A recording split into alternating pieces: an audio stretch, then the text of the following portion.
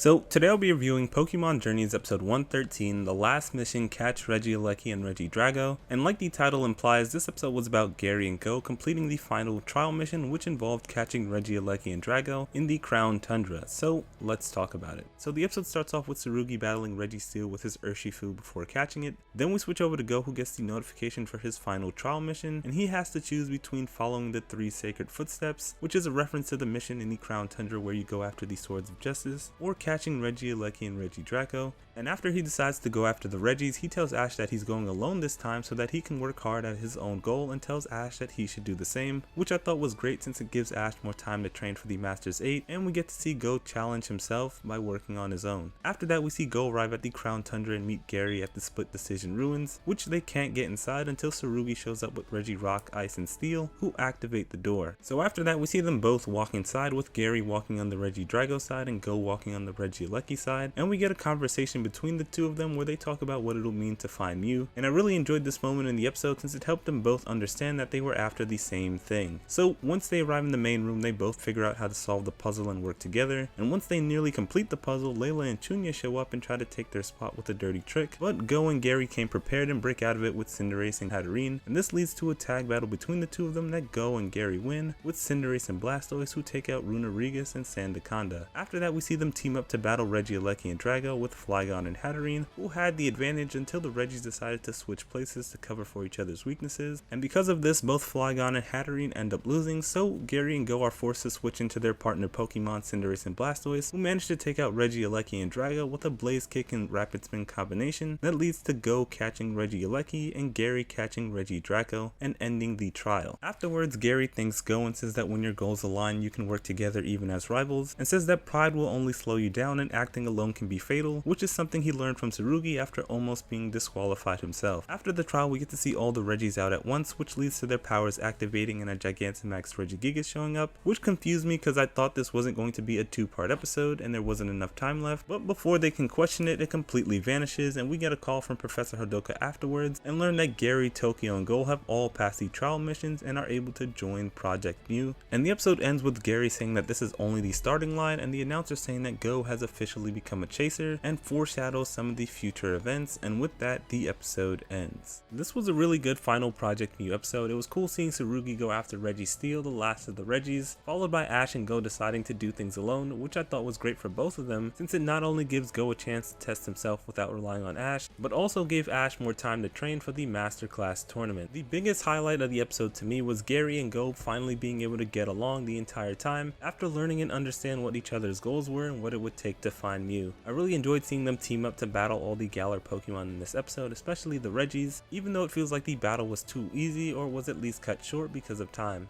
I'm not sure if Gary and Goh will keep the Regis or not, but chances are they won't, since they only need them to get closer to Mew during the mission, which is something Tsurugi stated earlier on. My guess is they'll have to release the Regis to get Regigigas, similar to what happened to Brandon during the Diamond and Pearl arc. Overall, this made for a really good episode and an end to the trial mission arc, and I'd give it an 8.5 out of 10. Be sure to let me know what your thoughts are in the comment section below. Thanks for watching, and bye.